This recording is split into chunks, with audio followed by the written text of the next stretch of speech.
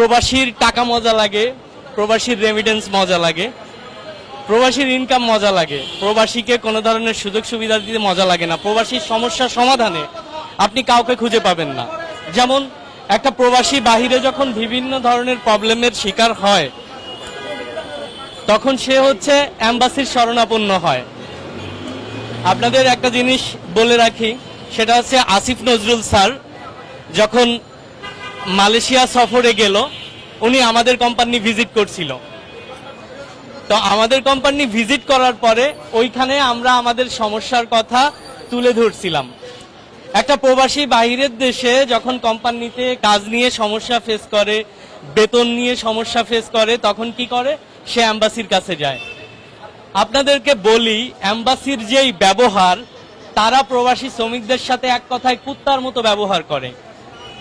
ঘন্টার পরে ঘন্টা আমার প্রবাসী ভাইরা লাইনে দাঁড়ায় থাকে, তাদের রেসপন্স করে না।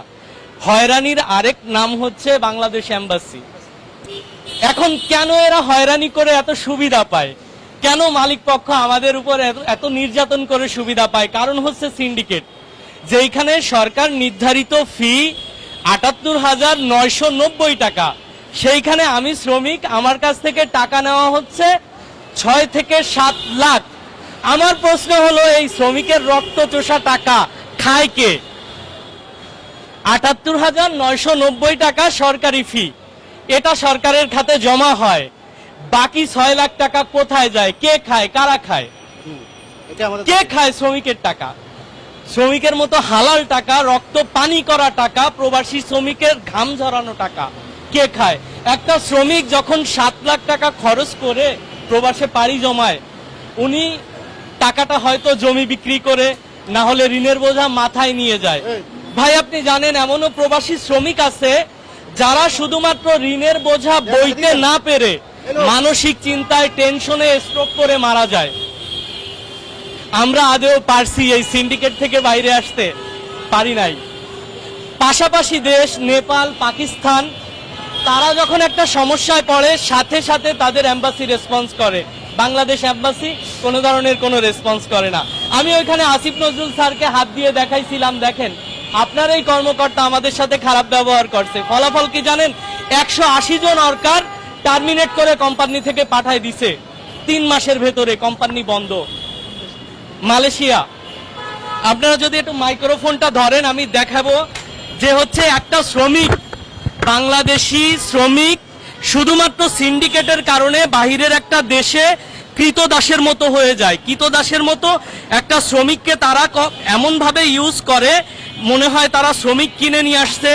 একটা কোম্পানি, তার কোম্পানির ৫ থেকে ৭টা সেকশন, এমন কোনো জায়গা নাই যেখানে তারা কাজ না করাইছে। গাড়ির ড্রাইভারি, ক্লিনারি, র ম্যাট থেকে শুরু করে প্রত্যেকটা ডিপার্টমেন্টে কোম্পানি এই বাংলাদেশি শ্রমিকদের ইউজ করে কাজ করায়। কেন? কারণ তারা জানে যে এরা চাইলেও দেশে ফেরত যাইতে পারবে না, এরা চাইলেও কথা বলতে পারবে না, কারণ এদের দেশ থেকে এই দেশে আসতে এদের সিন্ডিকেট আছে যারা আমাদের শ্রমটাকে বিক্রি করে দিচ্ছে।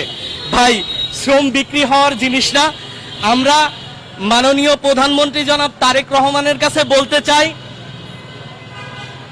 আপনি শ্রমিক বান্ধব নেতৃত্ব দিয়েছেন, আপনার বাবা শ্রমিকদের সাথে ছিলেন, অন্তত আপনি প্রবাসী শ্রমিকদের কথা বিবেচনা করে এটুকু করেন, অন্তত মালয়েশিয়ার সিন্ডিকেট বন্ধ করেন।